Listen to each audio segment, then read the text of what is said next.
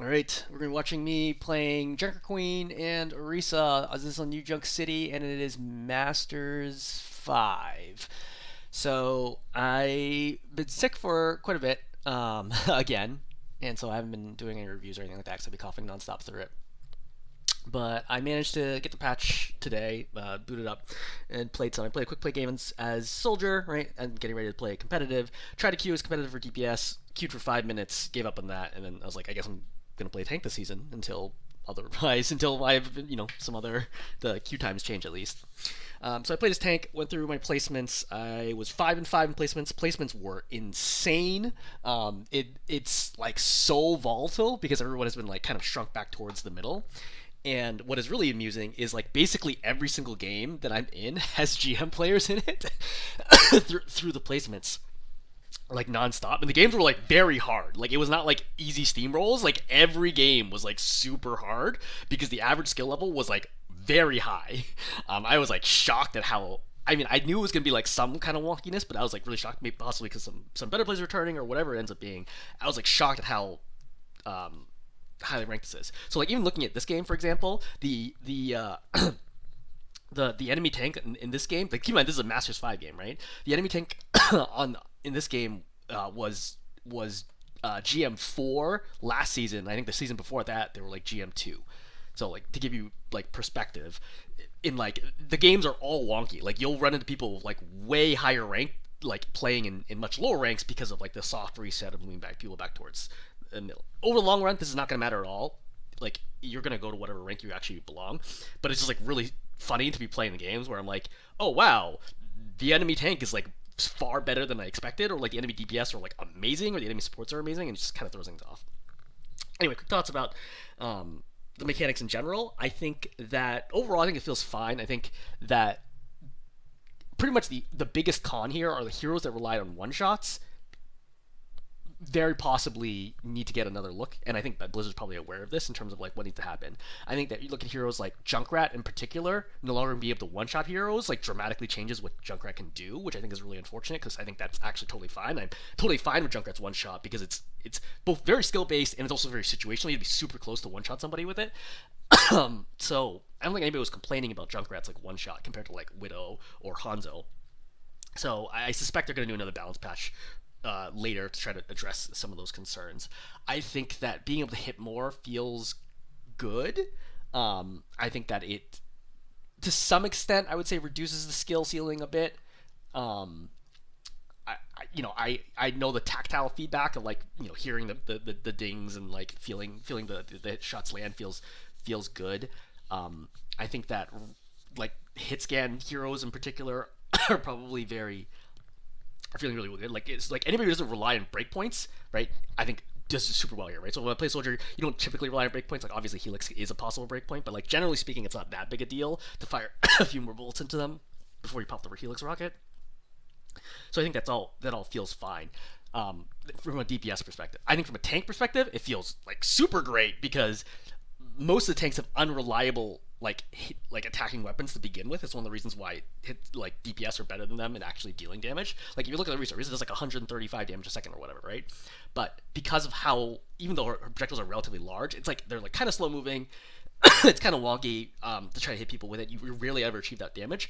But when I was like playing Orisa, I'm like, wow, I actually do a ton of damage now against squishy targets, even with the increased health. Like I think I'm actually more dangerous to them now than post patch with the boosted health and the boosted projectile size than I was pre patch with smaller projectiles but less health because you could more reliably hit people. I think the shotguns also feel good. I think like Ramacha staff feels good. I think everything feels good in terms of like the extra damage that you can do.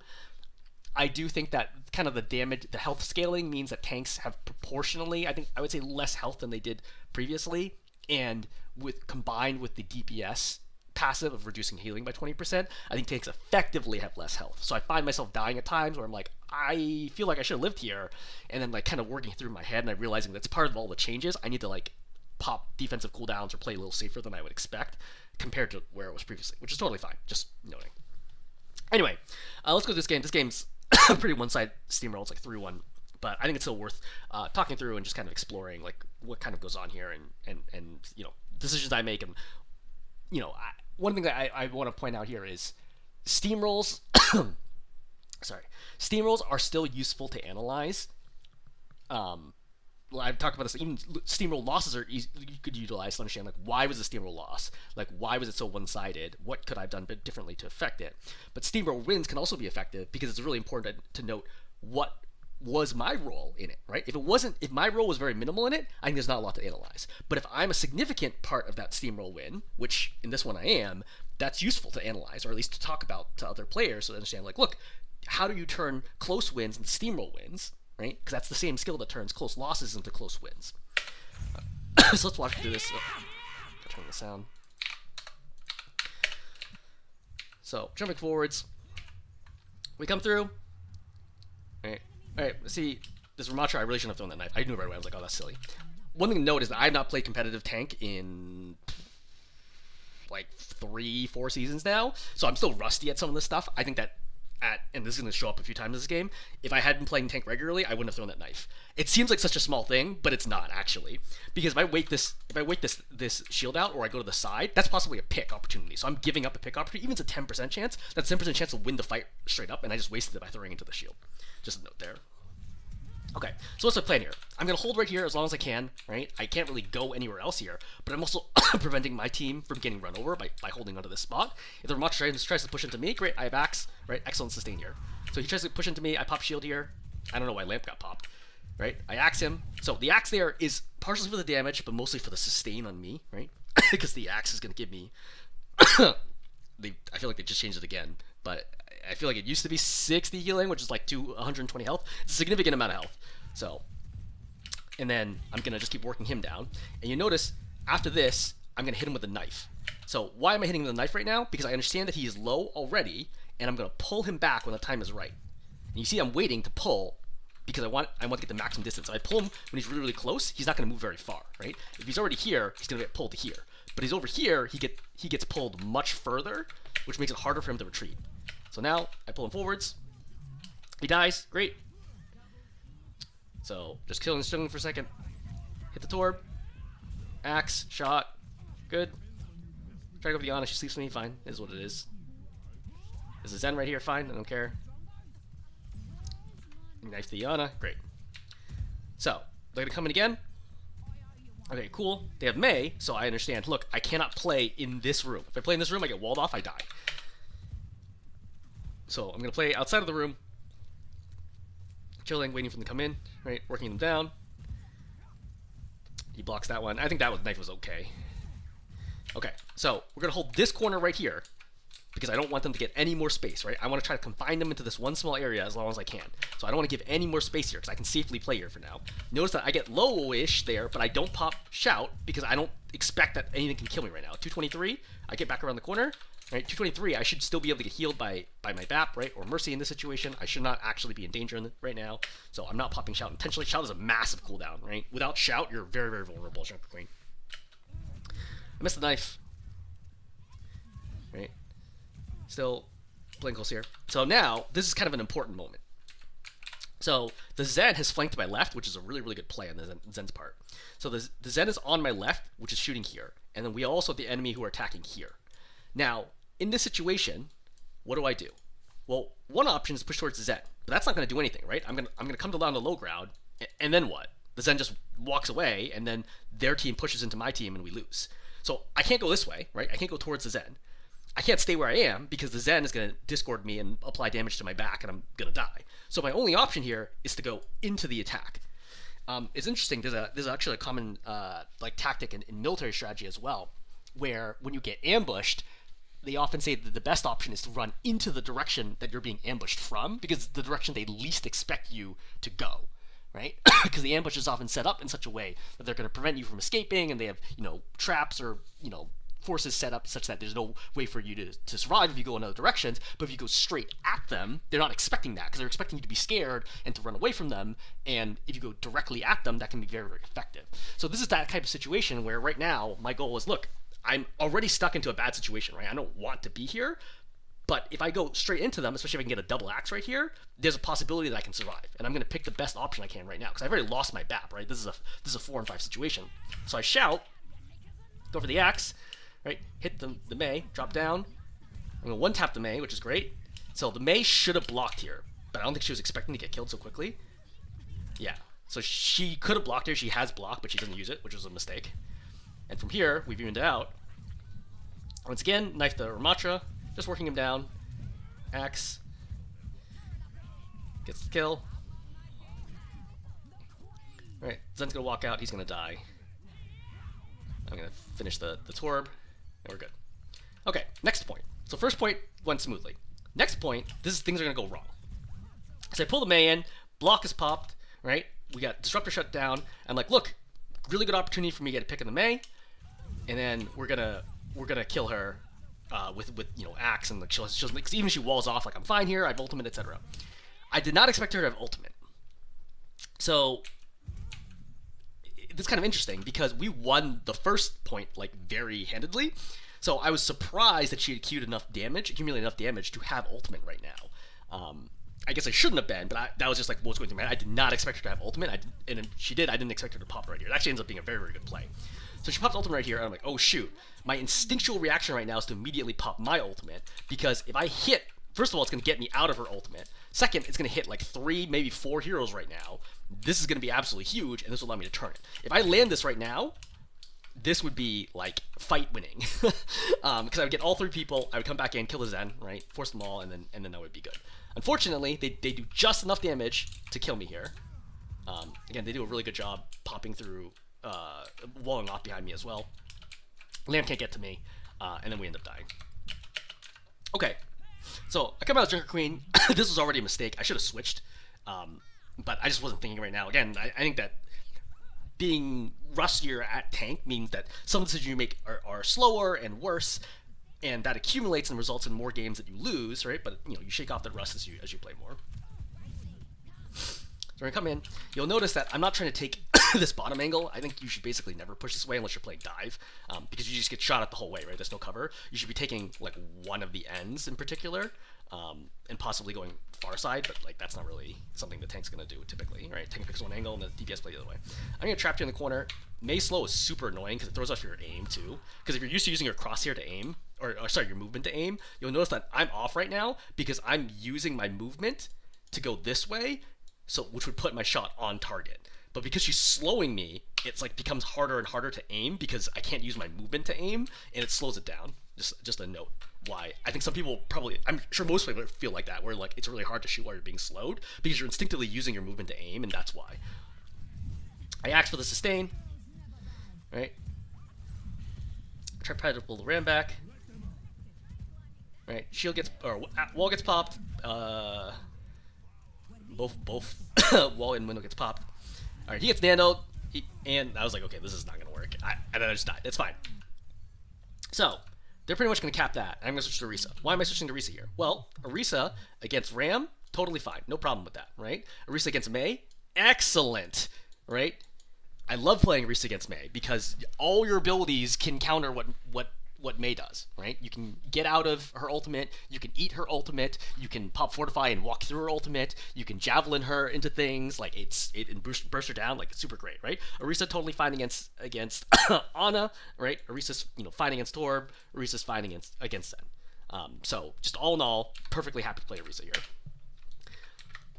I would also note that I think as I climb back up to GM, I will probably end up playing Orisa a lot more than I would in actual GM, because at least in the games I played so far, I'm usually the best player on my team, if not in the game. Even in ones where I lose, I feel that way. But when you are the best player, right? When the tank is the best player, the enemy heroes often go tank counters, and Orisa is probably the best tank counterer there is in the game, because she has like so many abilities, like block CC and block damage and etc. Like Orisa and Sigma are two of the best at this. Once you actually hit GM and the ranks are like equalized, it's less important that I play Orisa typically. Orisa's also a pretty comfortable pick for me. So we're gonna contest this. Unfortunately, I can't actually get to the point in time, so I'm like, okay, this fight's over. I just give this up. It's just like no point. Okay, so 1-1. We managed to get to the point before them. Right? And then we're going to cap it first, which is great. Love that. Right? I get the Tor below. I hear them moving left. I'm not 100% sure if they're committing to go this way or if they might drop this way. I assume they're going to go all the way to the top left, but you never know. So that's why I'm hedging a little bit right here to confirm. And once I'm like, okay, great, they're going on this way, that's fine. Now, a quick note here. Pre-patch, I'm pretty sure this shot would work. You're going to see, I'll use different colors so you can see. This shot right here should actually be hitting targets, but you can see that it's actually hitting the shield right now because of the new projectile size. It's like an unexpected side effect here, and I realized, okay, this is actually not really doing any damage. So I'm like, okay, fine, and I kind of give up on that. But note right now, what's my plan? We have point, right? So I don't need to force anything right now. They're not endangering anybody on my team. I'm holding this space against them. They're all trapped in the corner. I don't really need to force anything right now. So I'm just trying to play slow. I'm not trying to force. I'm trying to I think a lot of like lower rank tanks would be like, oh, let's run up here, let's spin and pop fortify and try to fight this. I don't need to do anything. Like, it's so important as tank to understand, if you're in a winning position and you don't need to do anything, don't do anything. Right? Like, I win by default. Like, if they just sit here, I literally win by doing nothing. So I don't need to take any risks right now if I'm going to win already. Right? I javelin away. Notice I haven't popped spin, I haven't popped fortify. Like, look how long this fight is. Right? So, starting from right here, okay? 1, 2, 3, 4, 5, 6, 7, 8, 9, 10, 11, 12, 13, 14, 15, 16. 16 seconds have gone by. I popped none of my abilities, so except Javelin. Because I don't need to, right?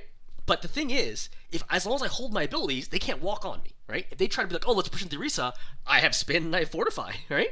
And then it's really hard for them to do anything about it. So if they're trying to bait cooldowns out of me, because we talk about that a lot, right? Baiting out opposing cooldowns creates opportunities for you to attack. But if the opposing team doesn't use their cooldowns, then what do, right? You have to find ways to force it out, and they're certainly not forcing me out. I'm not really taking any damage there. I'm using cover. I'm being sensible, right? I'm being careful about how I transition to move, and I'm not in any danger at all. Anyway, so May's gonna pop ulti here. So this is a good example of, again, I would say rustiness. So she's gonna toss the ulti right at me. If I was playing tank regularly, I'd 100% eat this ultimate. Because I knew she had ultimate. I was like thinking in my head. I just didn't think like fast enough to pop spin. Because you notice how fast I actually react and spin away. So like this is only a half a second difference if I'd spun towards it versus spinning away.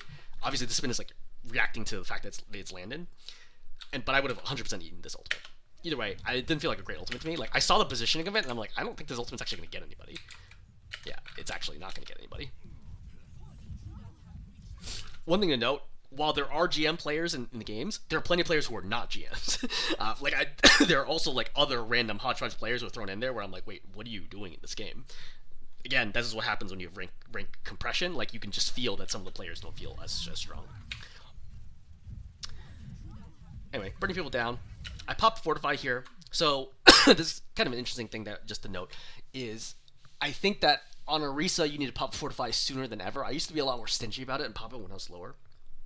But now I'm popping it when I have more health because I need more effective health. So if you look at fortify's reducing your damage by 50%, right?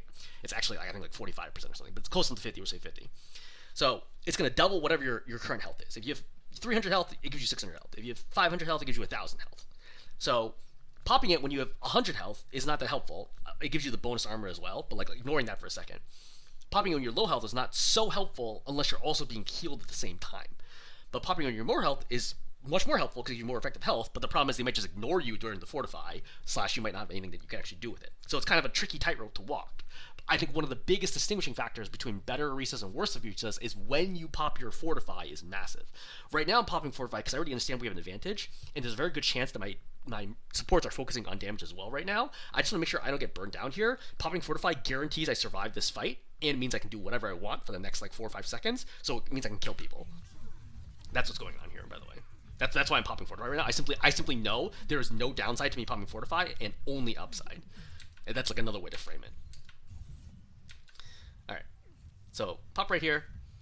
So we could hold them at the choke, but I can see, like, feel like my team actually wants to play further back, which is fine. I mean, we have Soldier in here, right? It's not like we don't have like a Junkrat or a Reaper or something where we want to play the choke. Like our Tracer's playing on the off angle. That's fine. We're gonna play slow. Rotating to the next point. So staying back here. Right. Burning a turret down for my Tracer. I see Cassidy's over here. So I'm gonna make my first, or maybe second major mistake. Not switching to Orisa, I'd say is a mistake. My second major mistake of the match. I should have been playing high ground, and this comes, I would say, less from tank unfamiliarity and more so New Junk City unfamiliarity, where I haven't played like the new maps nearly enough to feel comfortable, like super comfortable on them. Right? I played New Junk City, I don't know, maybe 50 games, something like that. Right? 50 to 75 games, let's say. That's like nothing, right? You look at a map like Dorado, and I played Dorado like hundreds of times, and like in this situation, it's tricky because I think I was also capping, but like I really should have been staying high ground here, I think, because like the point's not really available yet. I just stayed high ground as long as possible, and then dropped the cap or had somebody else drop the cap when the time came. But it, like, my Mercy could even cap from down here like safely and then come back up if she needed to. I should have been high ground right away. The good news is I recognize this immediately, and I say, okay, wait. And you see, I turn, and I'm like, okay, this is their plan, right? A big part about tank is understanding what is the opposing team's plan, stop them from doing that plan. I realize that their goal is using the Torb. Torb's so super strong now, by the way, with the large projectile size. They're going to use Ramatra, and they're going to use Torb to push through the high ground onto my team, and my team can't stop them, right? There's no way they can stop Ramatra here. So I spin over right away to try to take the space back from them. So I'm going to Javelin the Ramatra back, and I'm going to pop Fortify here. Again, what's this early Fortify for? And there's a very good chance that I'm not going to get any help here, because I know my team got pushed back. I know there's Molten Core on the ground. I don't know where it is, right? Obviously, because I didn't see it, because it's like past me. But I'm pretty sure that I'm not going to get any healing for a while. So I need all the effective help that I can right now in order to be able to fight this out. Because I basically need to fight like 2-on-1 right now for a bit until my team is able to come back and help me. So I'm going to burn the Torb down. Torb immediately gets scared. He drops. Go to the Ramatra. I know the Ramatra is low, and I know that Nemesis has to be ending, right? He has less than 2 seconds left. So I drop into him. He's super low, and I'm going to pull him in to confirm the kill.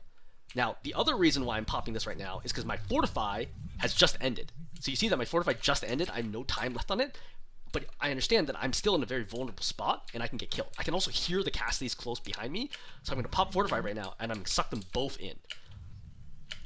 Nano gets popped now to try to save the Ramatra.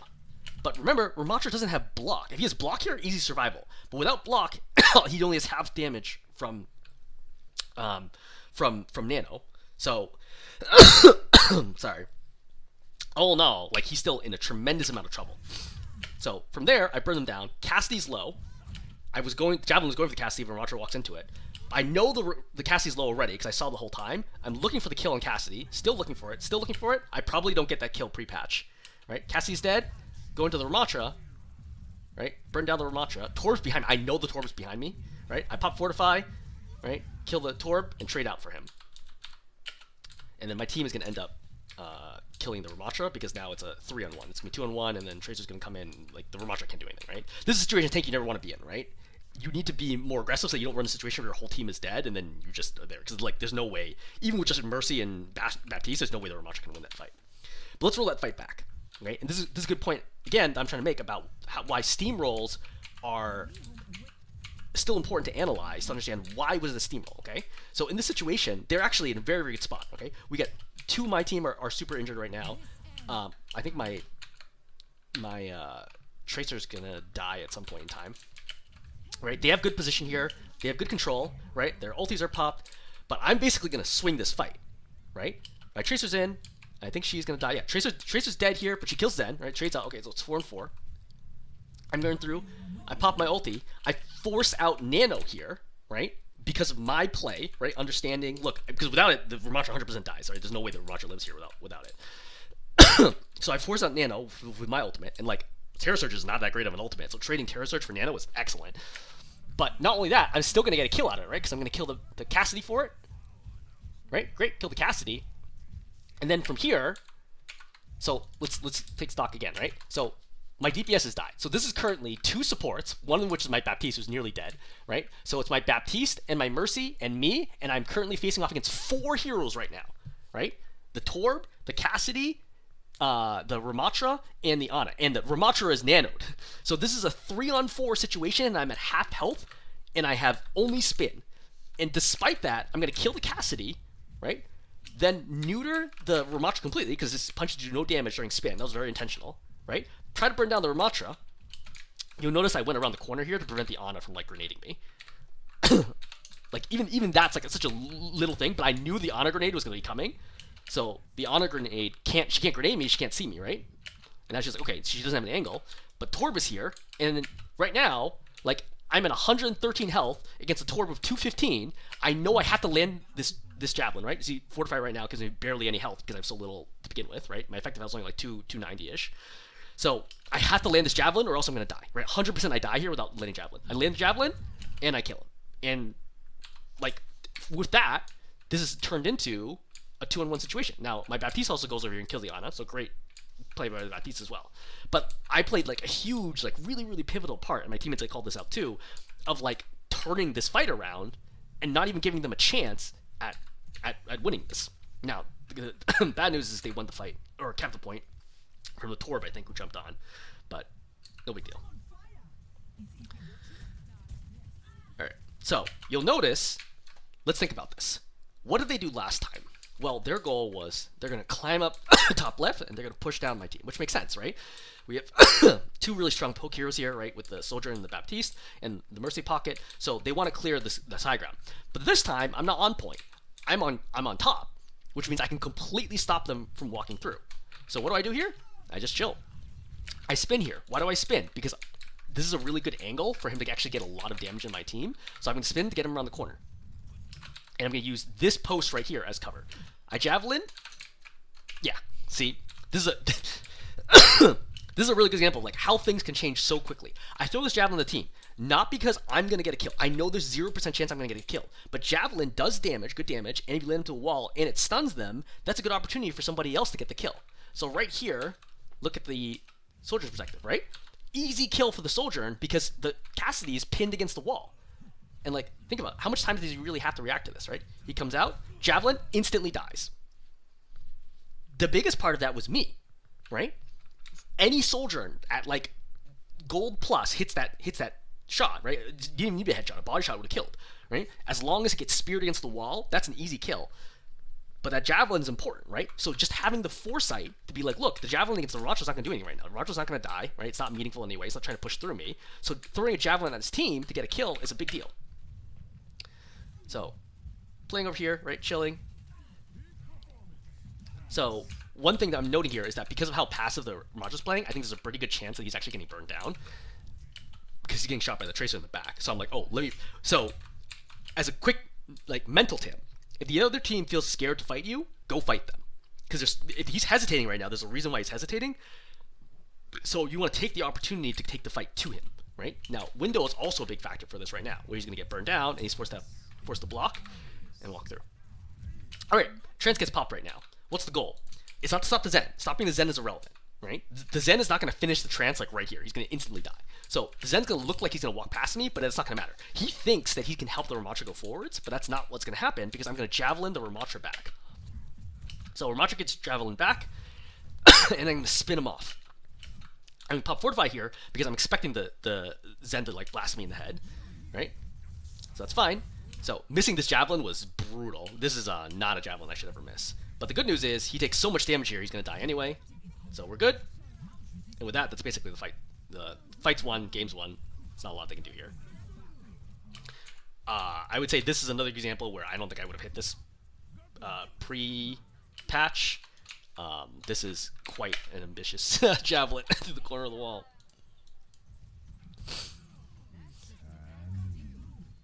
Yeah, just spinning up here. Yeah, we're fine. Okay, cool. Obviously, a shortish one, just maybe helpful to kind of, talk through the new patch, look through kind of how it plays out, and see how it looks like, at least to me. All right, hopefully this was interesting.